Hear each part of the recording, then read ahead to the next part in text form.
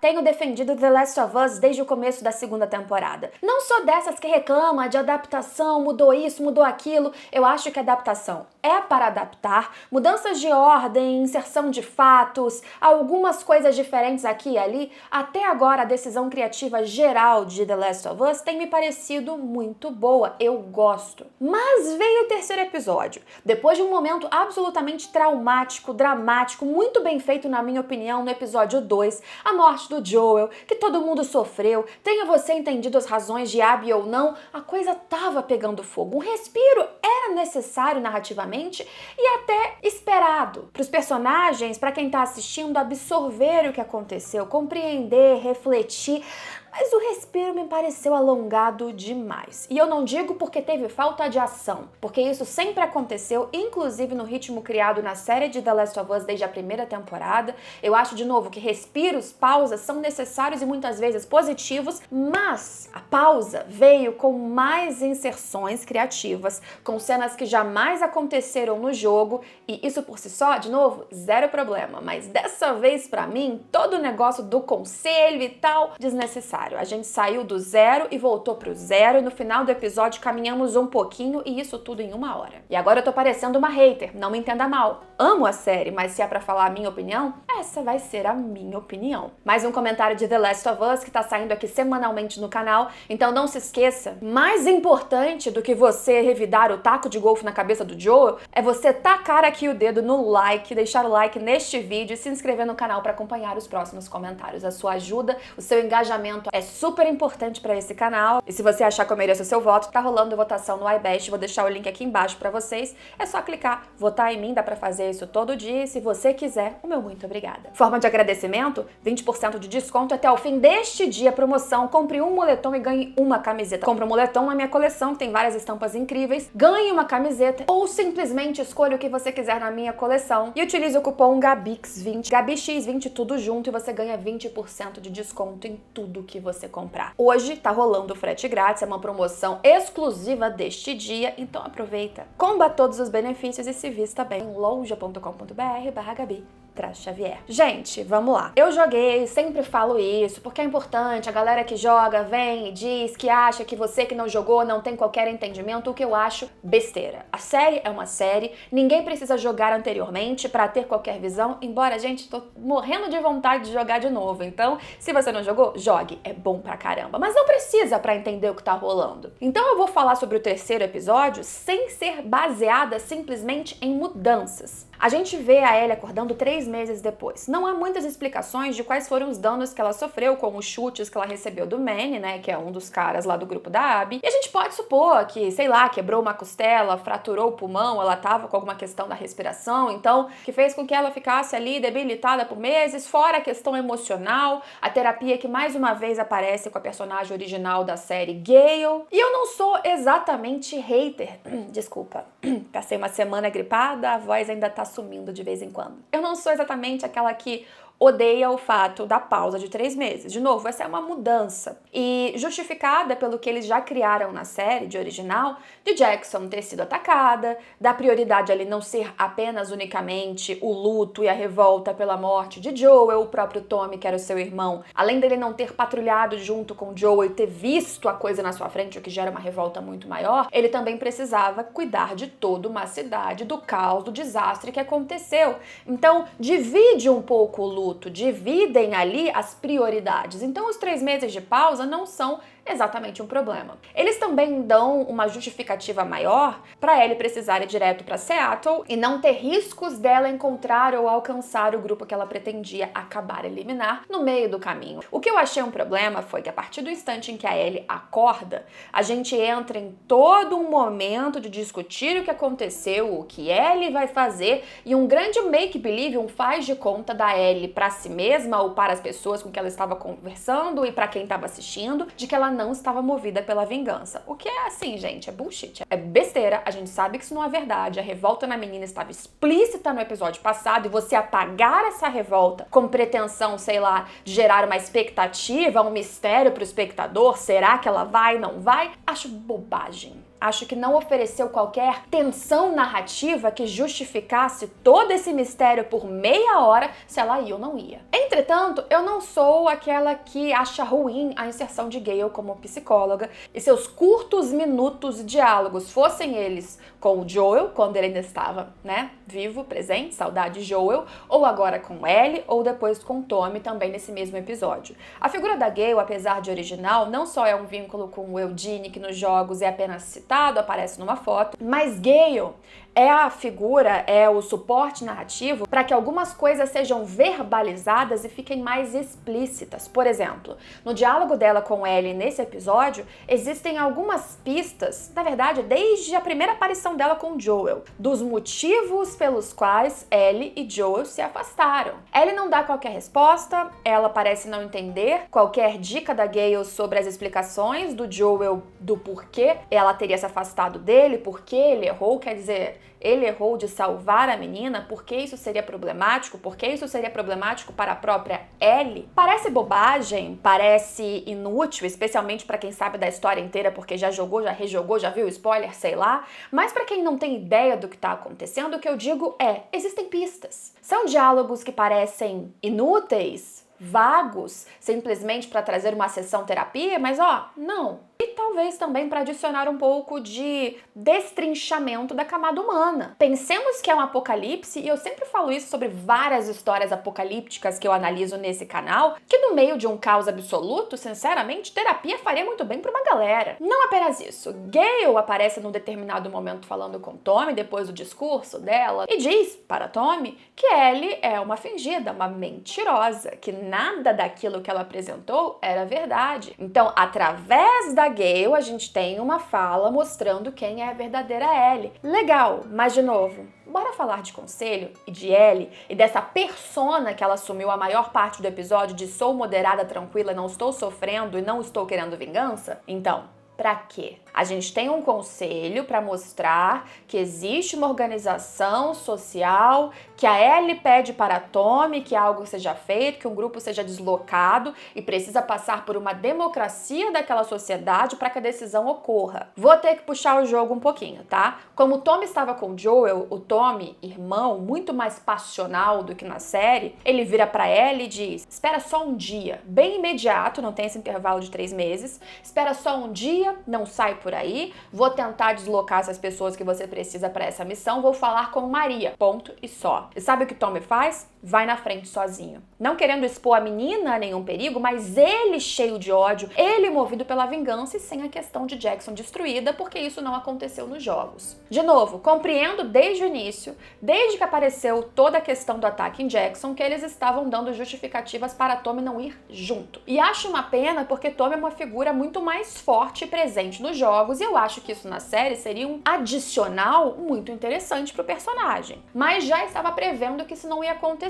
Então não foi um grande choque pra mim. Mas a questão de ir pro conselho, a gente perder algum tempo de pessoas se pronunciando calmamente contra o que estava acontecendo. Joel não é importante, tem outros aqui que importam mais. Aí o cara do preconceituistas lá, o Seth, sendo o que se coloca a favor do Joel, quer dizer, da missão de se vingar do Joel. Ellie lendo o textão, dizendo que não é por vingança, que é pela comunidade, que é não sei o quê. A votação, a tensão da votação é sim, é não. Alguém acreditou que ia ser sim? Assim, você que não jogou, tava na expectativa de que iam deslocar 16 pessoas para ir junto com ele? Me pareceu que, se o conselho era realmente necessário, ele poderia ser citado, ele poderia ser reduzido. Já dava para cortar. Acelera o negócio muito mais. No fim, vai ela e Dina. Dina, que tem uma presença muito grande também na série, a Dina, ela tem uma personalidade diferente, a dinâmica dela com Ellie é distinta do jogo, o que eu não acho nenhum problema. Acho as duas com uma química muito boa até aqui, num curto espaço de tempo, que é muito interessante, porque você sabe que algo vai se desenvolver entre as duas, já está acontecendo, inclusive, e funciona. As duas têm uma ligação, mesmo que elas não tenham dado mais nenhum beijinho, mesmo que a cena entre as duas que acontecia no jogo, no mesmo dia em que Joel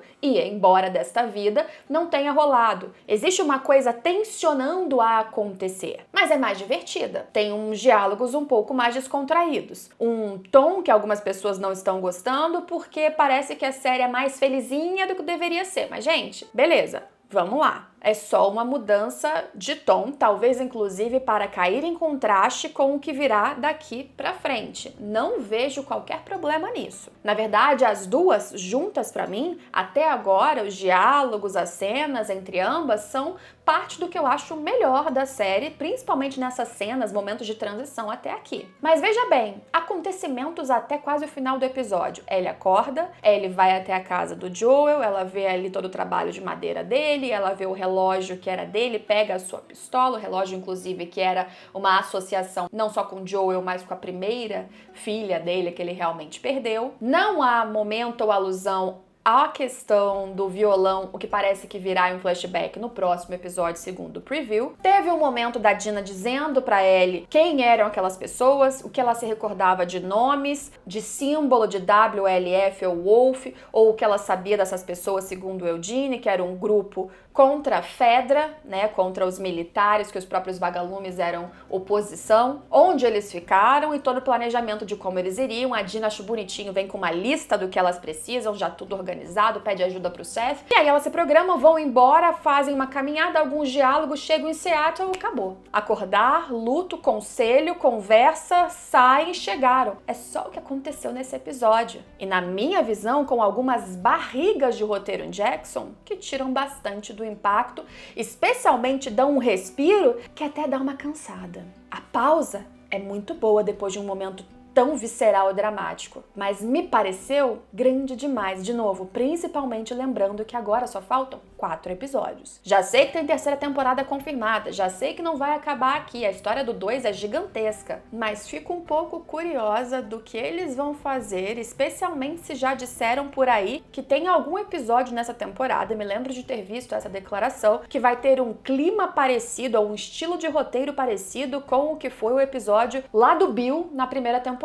Ou seja, basicamente um média-metragem com um tema paralelo, mas não no centro da ação principal. Seria este episódio aqui ou uma coisa que ainda vem aí pela frente? Eu só acho que eles têm que tomar cuidado para não perder tanto ritmo de um roteiro que agora precisa se prender depois da perda do seu tão amado protagonista. Muita gente do jogo odiou o que aconteceu porque não tem mais Joel. Não acho isso. Acho que a perda dele é pulsão pra gente ter algo muito mais emblemático, impactante, visceral e dolorido, porque essa é a dor que a gente tem que refletir dentro de um universo pós-apocalíptico. Não é uma luta contra infectados, é algo humano muito maior, com temas dramáticos muito mais profundos, e a morte dele, de novo, é impulso para que isso se aprofunde cada vez mais, mas a verdade é que eles precisam entreter. Ainda é uma série. Gente, parece que eu odiei, agora eu detesto toda a temporada. Não é isso, é só um ponto de alerta que eu acho que precisa acontecer para que nos próximos episódios a coisa engate de vez. E eu acho que vai engatar. Adicional, também tivemos a inclusão, aí sim adiantada, dos Serafitas. Não foi citado o nome deles, mas enfim, um grupo que se veste diferente, tem cicatrizes aqui na bochecha, inclusive as crianças, e se comunicam por assobios. E que parecem ser, pelo menos, inimigos ou não unidos ao tal grupo Wolf que agora Ellie e Dina estão perseguindo. Este grupo é aniquilado, Dina e Ellie encontram no seu caminho já para Seattle, tanto é que há uma disposição de corpos, cadáveres no meio da floresta. A Dina vê aquilo primeiro, sai e vomita, diz, nunca me aconteceu antes, mas talvez seja o cheiro, a impressão da cena, não se sabe, mas isso é para vocês verem que o mundo está se expandindo, que existem outros grupos, outras associações diferentes do que a gente conhecia até então, e isso é muito interessante no segundo jogo, e essa é uma das coisas que eu mais tô na expectativa de ver. O caminho de Ellie e Dina tem alguns diálogos interessantes sobre como, por exemplo, quem foi a primeira morte causada pela própria Ellie. Há um momento mais fofo, acolhedor das duas dentro da barraca, um diálogo adaptado da cena que foi cortada na estufa de ervinha das duas que não aconteceu na série, em que a Dina pergunta qual a nota pro meu beijo, assim, como quem não quer nada. Mas no jogo é Dina que dá 6. Na verdade, a Ellie não dá nota. Na série, quem dá nota 6 é a Ellie. Pequenas diferenças, pequenas adaptações que deixam o relacionamento delas mais sutil, uma crescente diferente. Não sei se eles tomam algum cuidado pelas duas parecerem mais novas do que eram nos jogos. Não sei como a coisa vai caminhar, mas tem um detalhe importante sobre a história da Dina que já há indícios, sem sem spoilers de que isso vai acontecer mesmo, então talvez eles apenas estejam caminhando por diferentes passos para chegar no mesmo objetivo.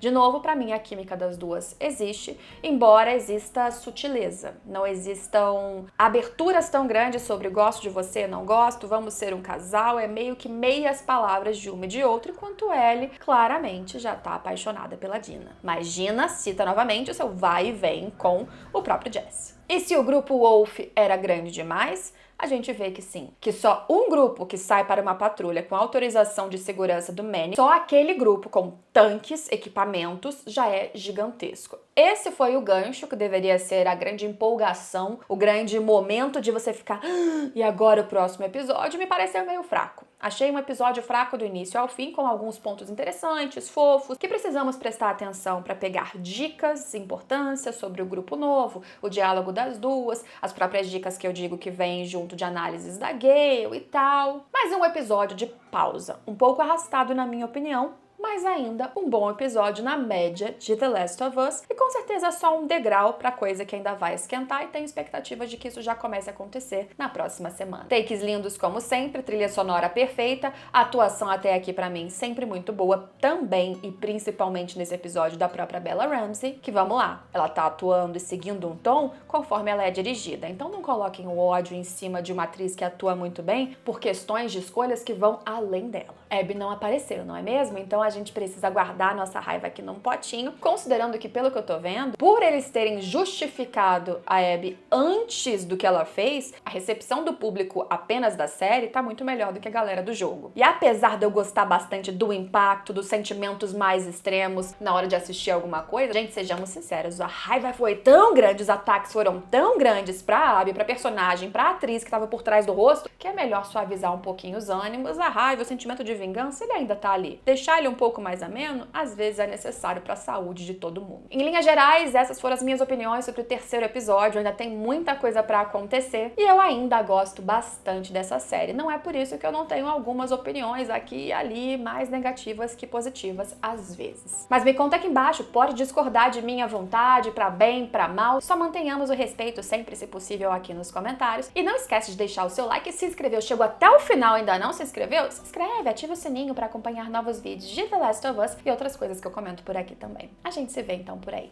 Tchau, tchau!